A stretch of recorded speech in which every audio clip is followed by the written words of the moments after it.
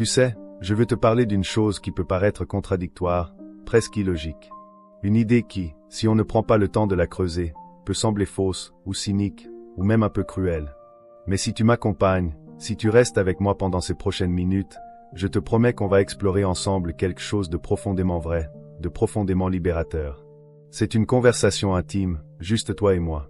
Et c'est important, parce que ce dont on va parler touche à ce que tu montres au monde, à ce que tu caches, à la peur qui parfois te noue le ventre quand tu penses au regard des autres. Alors installe-toi confortablement. Prends ton temps. Ceci est pour toi. Et si ces mots résonnent en toi, s'ils t'apportent quelque chose de précieux, alors peut-être que tu voudras rester dans cette conversation plus longtemps. Tu peux t'abonner pour ne rien manquer de ce qui vient, activer la petite cloche pour être prévenu quand on se retrouve, et surtout, reste jusqu'au bout. Parce que les idées les plus puissantes arrivent souvent quand on a pris le temps de poser les fondations. Et partage tes pensées en commentaire, ton vécu, car cette conversation, elle est aussi la tienne. Il y a des personnes que tu croises, peut-être chaque jour. Elles ne crient pas leur succès. Elles ne portent pas de costume qui brille, ne conduisent pas de voiture qui fait tourner les têtes. Leur apparence est discrète, parfois même modeste. Tu pourrais, en les voyant, les classer rapidement, sans y penser. Tu pourrais penser qu'elles naviguent à la surface des choses, qu'elles subissent plus qu'elles ne dirigent. Et pourtant, si tu regardes plus attentivement, si tu observes au-delà de l'écorce, tu pourrais découvrir quelque chose d'étonnant. Ces personnes, souvent, gagnent gros. Non pas seulement en argent, même si parfois c'est le cas, mais en influence, en tranquillité d'esprit, en liberté réelle. Elles ont compris un principe ancien, un principe que d'aucuns jugeraient sombre, mais qui n'est en réalité que lucide. Machiavel, un homme de la Renaissance qui observait les cours des princes avec une clarté décapante, ne parlait pas de richesse ostentatoire. Il parlait de pouvoir. Et le pouvoir véritable, celui qui dure, celui qui permet d'agir sans être entravé, repose souvent sur une apparence qui ne suscite ni envie excessive ni méfiance farouche. Il disait, en substance, qu'il est parfois bien plus sûr, bien plus avantageux, de paraître pieux, loyal, humble, même si, dans l'intimité de tes décisions, tu calcules, tu protèges tes intérêts, tu construis ta forteresse. Paraître pauvre, mais gagner gros. Ce n'est pas une injonction à la duplicité gratuite. C'est une stratégie de protection et d'efficacité profonde dans un monde qui juge à la vue. Pense à des situations toutes simples. Tu entres dans une réunion. Il y a celui qui parle fort, qui étale ses derniers succès, qui occupe tout l'espace. Il reçoit les regards, les compliments immédiats. Il paraît riche, riche d'assurance, de reconnaissance instantanée.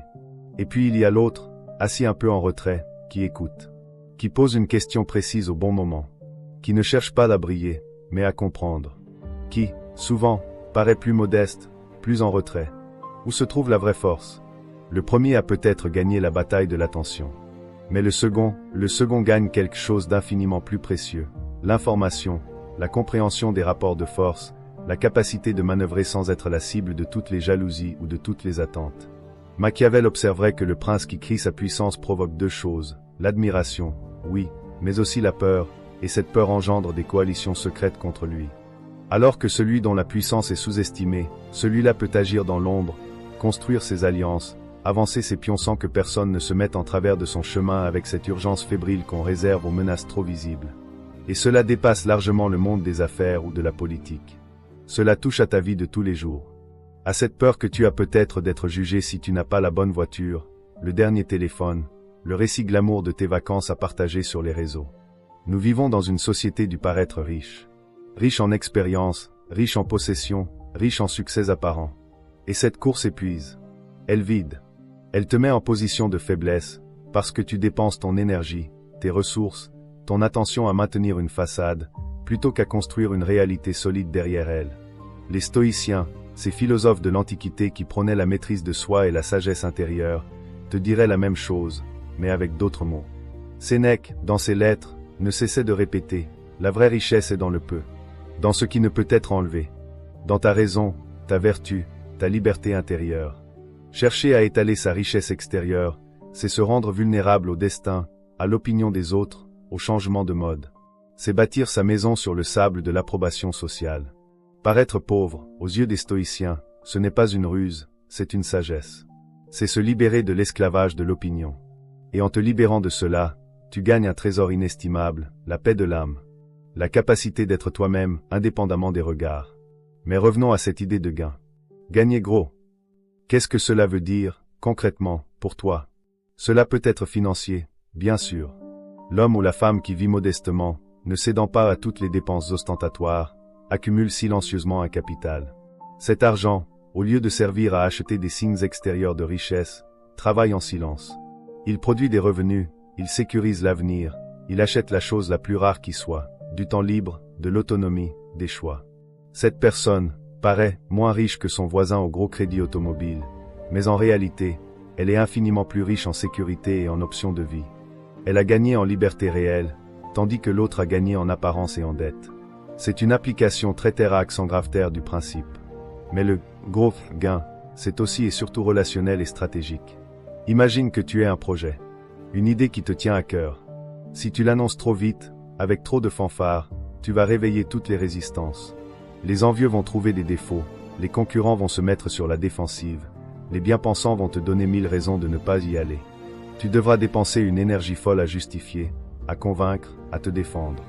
Maintenant, imagine que tu travailles ce projet dans la discrétion. Que tu parais simplement occupé, mais sans éclat. Que tu testes, que tu construis, que tu solidifies tes alliances une à une, sans faire de bruit. Le jour où tu révèles ton projet, il est déjà si avancé, si bien ficelé, si soutenu discrètement par des alliés clés, que les oppositions éventuelles sont déjà contournées ou désamorcées. Tu as gagné. Tu as gagné du temps, de l'énergie, et tu as maximisé tes chances de succès. C'est là toute la logique machiavélienne, non pas malveillante, mais simplement réaliste. Il faut comprendre la nature humaine. L'être humain est souvent méfiant envers ce qui est trop visible, trop menaçant pour son statut. En ne provoquant pas cette méfiance, tu ouvres des portes qui seraient restées fermées.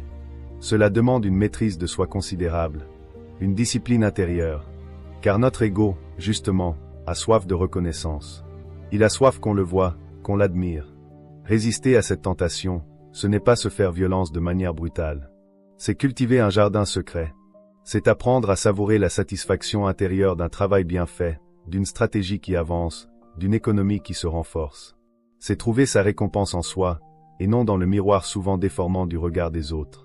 Épicure, un autre philosophe que l'on réduit trop souvent à la recherche du plaisir, parlait en réalité du plaisir le plus haut, l'ataraxie, l'absence de trouble de l'âme.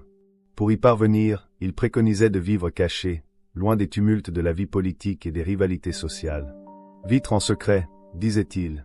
Non par peur, mais par sagesse. Pour préserver le plaisir profond, serein, de l'existence. Paraître pauvre, aux yeux du monde, c'était pour lui la condition pour être riche de paix intérieure, riche d'amitié vraie, riche de temps pour philosopher et observer la nature. Son gros gain, c'était la sérénité. Et puis, il y a le pouvoir de la surprise. C'est un pouvoir immense. Quand tu n'es pas catalogué comme une menace ou comme un rival direct, les gens baissent leur garde. Ils se confient plus facilement. Ils révèlent des informations, des intentions, des faiblesses parfois. Si tu es perçu comme modeste, discret, presque transparent, tu deviens un excellent observateur.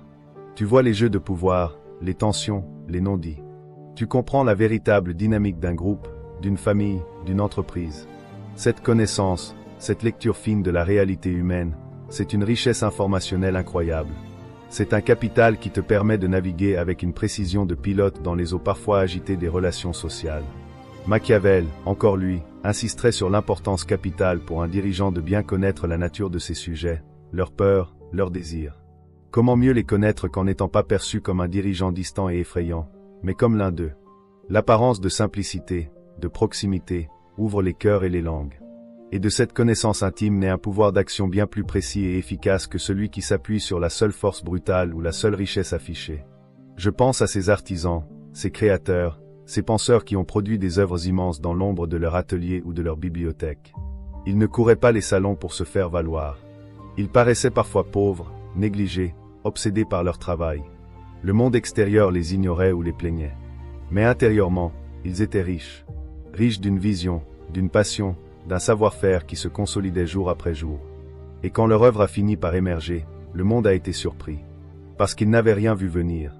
Leur gain, finalement, a été double, la joie profonde du travail en cours, et la reconnaissance ultérieure, venue d'elle-même, attirée par la qualité évidente de ce qui avait été patiemment construit, et non par le battage médiatique. C'est une leçon d'humilité et de confiance. La confiance dans le processus, dans la valeur intrinsèque de ce que tu fais, plus que dans son emballage immédiat. Bien sûr, il ne s'agit pas de prôner la misère ou de se négliger. Paraître pauvre est une apparence, un choix stratégique dans certains contextes. Il s'agit de ne pas laisser les apparences trahir prématurément tes forces, tes intentions, tes ressources. Il s'agit de contrôler ta propre image, plutôt que de la subir ou de la laisser dicter par les dictats sociaux. C'est un acte de souveraineté personnelle. C'est décider toi-même ce que tu montres et ce que tu gardes pour toi. Et cela, dans un monde où tout est exposé, où l'on est incité à tout partouter, à tout montrer, à tout monétiser dans l'instant, c'est un acte radical de liberté. C'est reprendre le contrôle de ton récit. Cette idée résonne avec certaines philosophies orientales aussi, comme le concept de Wu-Wei dans le taoïsme, l'action sans effort, l'art de la non-interférence. Agir en épousant le courant, sans lutter inutilement contre lui, sans chercher à tout prix à se mettre en avant. L'arbre qui plie sous le vent résiste à la tempête mieux que le chêne rigide qui finit par se briser. Paraître flexible, adaptable, même faible, peut être la source d'une résilience et d'une force durable. Le gain, ici, c'est l'harmonie avec son environnement, la préservation de son énergie vitale pour les choses essentielles.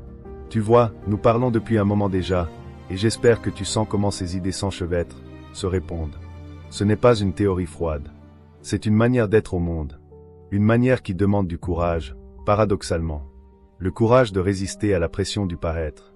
Le courage de faire confiance à ton chemin intérieur, même quand il n'est pas applaudi à chaque étape. Le courage de supporter le regard parfois condescendant de ceux qui estiment la valeur à l'aune de l'apparat. C'est un courage tranquille, un courage de fond, qui n'a pas besoin de fanfare pour exister. Pense au moment de ta vie où tu as peut-être déjà appliqué ce principe, sans même y penser. Ce projet que tu as mené sans en parler à tout le monde, et qui t'a rempli de fierté quand tu l'as achevé. Cette économie que tu as constituée petit à petit, sans étalage, qui te donne aujourd'hui un sentiment de sécurité précieux. Cette compétence que tu as acquise en silence, et qui fait aujourd'hui de toi une personne précieuse, irremplaçable dans ton domaine. Ce sont des victoires silencieuses. Des gains réels, solides. Ils ne font pas de bruit, mais ils structurent ta vie, ils lui donnent de la densité, de la résistance. Le monde moderne, avec ses réseaux sociaux, ses injonctions à la visibilité permanente, est l'antithèse presque parfaite de ce principe. On te demande d'être une marque, de construire une présence, de montrer, de partager, de commenter, de liker. C'est un jeu. Et comme tout jeu, il a ses règles. Mais il est crucial de comprendre que ce n'est qu'un jeu parmi d'autres. Que tu as le droit, à tout moment, de poser tes cartes, de quitter la table, ou de jouer un tout autre jeu dans un autre espace. Le jeu de la construction silencieuse, de la maîtrise intérieure, de la richesse discrète. Ce jeu-là ne rapporte pas de likes immédiats. Il rapporte quelque chose d'autre, l'estime de soi qui ne dépend pas du jugement externe, la sérénité, et un pouvoir d'action profondément ancré. Alors, comment commencer, concrètement, si cette idée te parle? Il ne s'agit pas de tout changer du jour au lendemain. Il s'agit d'observer, de prendre conscience de tes propres automatismes. Est-ce que tu partages cette nouvelle pour obtenir une validation? Est-ce que tu achètes cet objet pour toi, ou pour l'image qu'il va projeter? Commence par de petits espaces de silence. Un projet que tu gardes pour toi pendant un mois. Une opinion que tu n'exprimes pas tout de suite, que tu laisses mûrir. Une dépense que tu diffères, pour voir si le désir de paraître s'estompe. Ce sont de petits exercices de souveraineté. Ils renforcent ton muscle intérieur, ta capacité à être ton propre maître, indépendamment des courants extérieurs. Petit à petit, tu vas découvrir un espace en toi qui est vaste, calme et riche. Un espace où tu n'as pas besoin de prouver, où tu n'as pas besoin de justifier. Un espace où tu es simplement, avec tes forces, tes projets, tes rêves. Et de cet espace, tu pourras agir sur le monde avec une bien plus grande efficacité, parce que ton action ne sera plus entravée par le bruit de ton propre besoin de reconnaissance. Elle sera pure, directe, ajustée. C'est cela, le gros gain ultime. Gagner en liberté intérieure et en efficacité extérieure. Les deux faces d'une même médaille. C'est un chemin qui n'a pas de fin, bien sûr. C'est une pratique. Certains jours, l'envie de paraître, de montrer, sera forte. C'est humain. L'important n'est pas de la nier, mais de la reconnaître, et de choisir en conscience. Parfois, le choix sera de montrer. Parfois, le choix sera de garder pour toi. L'important, c'est que ce soit astérisque ton astérisque choix. Que tu ne sois plus le pantin des attentes sociales, mais l'architecte de ta propre présence au monde. Je voudrais maintenant évoquer un autre aspect, plus relationnel, plus touchant. Quand tu ne cherches plus à paraître riche, à impressionner, tu deviens plus accessible. Tu permets aux autres de se sentir à l'aise avec toi. Les relations deviennent plus authentiques, parce qu'elles ne sont pas basées sur un jeu de miroir et de rivalité d'images. Tu attires les personnes qui sont intéressées par ton être, et non par ton paraître. Et ça, c'est une richesse relationnelle inestimable. Avoir autour de soi des gens avec qui on peut être vrai, sans masque, sans crainte d'être jugé sur la taille de son salon ou le montant de son salaire. Cette simplicité apparente désarme les défenses, ouvre à la confidence, à la vraie collaboration. C'est un gain en humanité, en chaleur, en connexion réelle. Des penseurs comme le philosophe Emmanuel Levinas parleraient de la rencontre avec l'autre dans sa nudité, dans sa vulnérabilité, sans les oripeaux du social. En paraissant plus simple, plus que pauvre, en attributs sociaux tapac sans grave l'œil, tu favorises ce type de rencontre authentique. Et puis, il y a la question du temps, notre ressource la plus précieuse. Quand tu es engagé dans la course au paraître, ton temps est dévoré. Dévoré par le shopping pour maintenir ton image, dévoré par les réseaux sociaux pour la curater, dévoré par les événements sociaux où il faut être vu. Quand tu te désengages de cette course, tu récupères du temps. Un temps énorme. Un temps que tu peux investir dans ce qui compte vraiment pour toi. Apprendre une compétence, approfondir une relation, te reposer véritablement, lire, réfléchir, créer. Ce temps réinvesti est un capital qui fructifie de manière exponentielle. Il te rend plus compétent, plus sage, plus équilibré.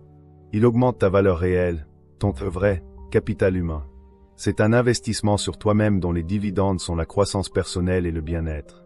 On pourrait presque parler d'une forme d'élégance spirituelle. Une élégance qui ne se mesure pas au prix des vêtements, mais à la justesse de la posture intérieure. C'est l'élégance de celui qui n'a pas besoin de prouver, qui est tellement sûr de ce qu'il a construit à l'intérieur que l'extérieur peut rester simple, sobre, presque ordinaire. Cette élégance inspire le respect, un respect profond, différent de l'admiration superficielle qu'on accorde aux paillettes. C'est le respect qu'on a pour une montagne, elle est là, silencieuse, massive, elle n'a pas besoin de crier sa présence pour qu'on sente sa puissance. Nous approchons de la fin de cette longue conversation. J'espère que tu es toujours là, que ces mots ont trouvé un écho en toi. Parce que ce dont on a parlé, c'est plus qu'une stratégie, c'est une philosophie de vie. Une philosophie qui emprunte à Machiavel sa lucidité froide sur les mécanismes du pouvoir et de l'image, aux stoïciens leur recherche de la paix intérieure par le détachement des apparences, aux taoïstes leur art de l'action discrète, et à tous les sages qui ont compris que la vraie force ne hurle pas. Le message que je veux te laisser, c'est un message de confiance. Confiance dans la valeur de ce que tu construis dans l'ombre. Confiance dans ton droit de ne pas tout montrer. Confiance dans le pouvoir immense de la discrétion stratégique et de la sobriété choisie. Le monde te poussera toujours à étaler, à performer, à valider ton existence par des signes extérieurs. Tu as le droit, et même la sagesse, de parfois faire le contraire. De paraître pauvre aux yeux distraits du monde, pour préserver et amplifier les richesses qui comptent vraiment pour toi. Ton autonomie, ta tranquillité, tes relations authentiques, ton expertise, ton temps, ta liberté intérieure. C'est un chemin de lucidité et de courage. Le courage d'être incompris parfois. Le courage de ne pas recevoir les applaudissements immédiats. Mais c'est le chemin qui mène à une forme de souveraineté personnelle rare et précieuse. Alors, embrasse cette possibilité. Expérimente-la à ton rythme. Observe les changements que cela opère en toi et autour de toi. Et si cette conversation t'a apporté de la valeur, si elle a éclairé des choses en toi, alors je te demande une chose, reste connecté à cette réflexion. Abonne-toi à cette chaîne pour continuer à explorer ensemble ces chemins de pensée qui libèrent. Active la cloche de notification pour ne manquer aucune de nos prochaines rencontres. Car la construction d'une vie riche de sens est un voyage, et c'est toujours mieux de voyager avec des compagnons de route qui partagent la même recherche. Partage cette vidéo si tu penses qu'elle pourrait aider quelqu'un que tu connais à respirer un peu plus librement. Et surtout, laisse un commentaire pour dire ce que cette idée de « paraître pauvre, mais gagner gros » éveille en toi. Ton expérience est unique, et elle enrichit notre conversation à tous. Merci d'avoir été là, pleinement, jusqu'au bout. Prends soin de ton jardin secret. Cultive-le.